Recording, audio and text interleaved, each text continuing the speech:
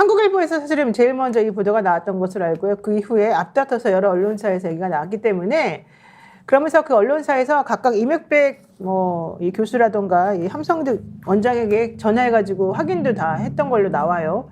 그런데 대통령실하고 이재명 대표 측에서 공식적으로는 그런 일 없다. 우리는 천준호 비서실장 라인을 통해서 이건 이제 이재명 대표 측 얘기인데 천준호 비서실장을 통해서 공식적으로 얘기된 것밖에 없다라는 얘기였고 또 윤석열 대통령 측에서는 우리가 직접 전화 걸어가지고 이 영수회담을 성사시킨 것밖에 없다. 이제 이런 얘기하면서 조금 둘 간의 대답이 조금 줄어들고 있다고는 합니다. 우선 자, 이 내용 좀 간단하게 좀 설명드리겠습니다. 뭐 앞서 우리 노 변호사님께서 좀 어느 정도 모두의 설명을 해주셨는데 지금 한국일보 보도도 그렇지만요. 전반적으로 비슷합니다만 지금 제가 보고 있는 그 매일경제도 지금 신문 내용을 보면요. 일단 그 전에 그 영수회담이 어떻게 진행됐는지에 대한 좀 얘기가 좀 있습니다. 임혁백 고대 명예교수가 그 매경 통화에서 이렇게 얘기했다고 해요.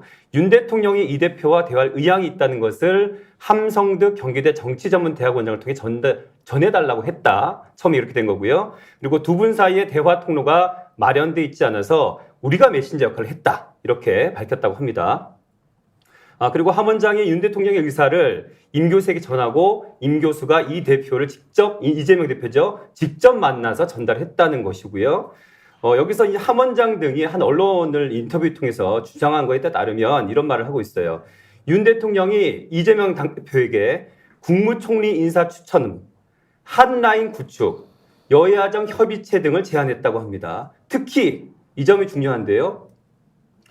윤 대통령이 대장동 개발 특혜 의혹 등의 그 이재명 대표 수사는 결국 문재인 정부에서 시작된 게 아니냐라고 얘기하면서 차기 대선에서 이재명 대표의 경쟁자가 될 만한 인사를 대통령실 인선에서 배제하겠다라는 등을 언급을 했다는 게 놀랄 일이지 않겠는가. 그래서 이게 물밑작업 얘기가 나오는 거고 또다시 박근혜 정부 이후에 비선 얘기가 또 나오게 되는 부분인 것 같습니다. 네, 전평론가님 좀 취재한 거 얘기 좀 해주시죠. 일단 영수회담 전에 이제 왜 윤석열 대통령이 이재명 당대표를 정격적으로 만나자고 그날 아침에 대통령실 상황을 제가 추론해보면 취재를 종합한 내용요. 갑자기 와서 이재명 당대표한테 전화 연결해봐. 뭐 때문에 그러십니까? 전화 연결해보라니까 라고 해서 전화 연결했는데 저 바로 만납시다 이렇게 했잖아요. 윤석열 대통령이 그런 결정을 왜 했을까? 그 시점에 또 누구의 조언을 받았을까? 정책 라인, 참모 라인에서는 전혀 몰랐단 말이에요. 그러니까 자 이재명 당대표는 그러시죠. 제한 8번 했는데 9번째 만나는 거 나쁘지 않지 않습니까? 그 만나자고 했는데 왜 만나자고 했는지 의제가 없는 상황에서 갑작스럽게 일이 벌어진 거예요. 그러니 이게 공식 라인으로는 왜 만납니까? 안 만납니까? 자, 그 당시에는 정무수석이 바뀌기 직전입니다. 지금은 홍철호 정무수석이 있죠. 여기는 천준호 비서실장이 있습니다. 우회적으로 누군가 나서서 왜 윤석열 대통령이 이재명 당대표를 만나자고 했는지 이재명 당대표 쪽에서는 이명백 공관위원장 그리고 함성득 전 고려대 교수, 고려대학교 아마 제자 간의 그다음에 교수 간의 관계가 있죠. 이 두 분이 민주당 당대표실에서 만났다는 거 아닙니까? 네. 그래서 윤석열 대통령이 의중을 전달했는데 그 의중 내용을 보니까 충격적인 내용이 한두 가지가 아닙니다. 총리 추천해달라. 네. 추천할 사람 없으면 3개월 동안 기다리겠다. 우리 같은 처지 아니냐. 수사받고 있는데 마치 대장동 사건을 비롯한 지금 현재 이재명 당대표의 사법 리스크를 해결해 줄 것처럼 했다. 자, 여기까지 보면 왜 그러면 그 내용을 이명백 교수가 윤석열 대통령 편에서 얘기를 했느냐. 거기에 대한 반대급부는 뭐냐. 저희들이 이미 노영희 변호사하고 방송할 때 이런 얘기 했죠. 왜 갑작스럽게 윤석열 대통령이 전화를 해서 했을 것이냐.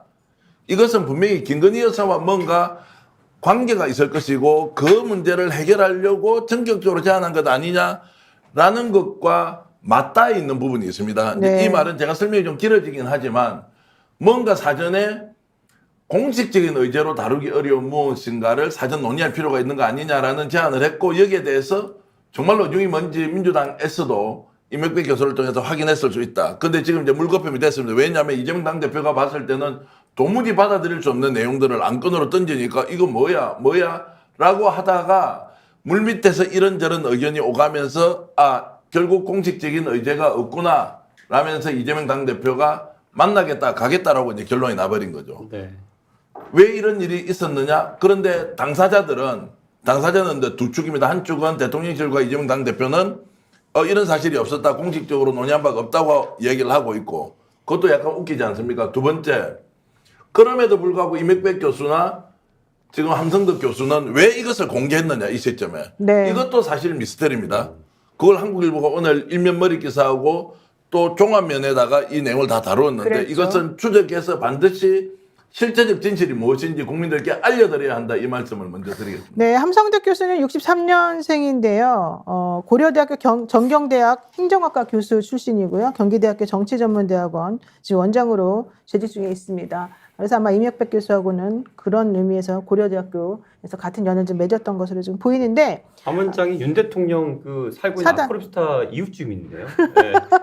사단법인 네. 한국대통령학연구소 이사장입니다. 윤 대통령 가족과 친분이 깊다고. 그 함성득 교수가 전에부터 윤석열 대통령하고는 특별한 관계가 있고 같이 살고 네. 좀 더 네. 심하게 심하게가 아니죠. 뭐 있는 그대로 말씀드리면 목욕탕에 가서 대중 목욕탕에 함께 목욕을 즐길 정도의 관계다. 사우나 같이 다닌다는 거죠? 그런데 이제 함성득 교수가 지금까지 인수위도 좀 참여하고 싶고 여러 가지 노력을 했는데 결국 친윤 쪽에서 반대했다는 이야기가 많이 흘러나왔고요. 또 네. 그분도 뭐 뭔가 조금 그 이런저런 사실관계 때문에 오해를 받는 부분도 있어가지고 결국 들어가지 못했는데 이번에 이 상황에서 왜 이명백 공관위원장과 함성득 교수가 만났느냐? 네. 함성득 교수는 누구의 오더나 또는 부탁을 받고 만났느냐?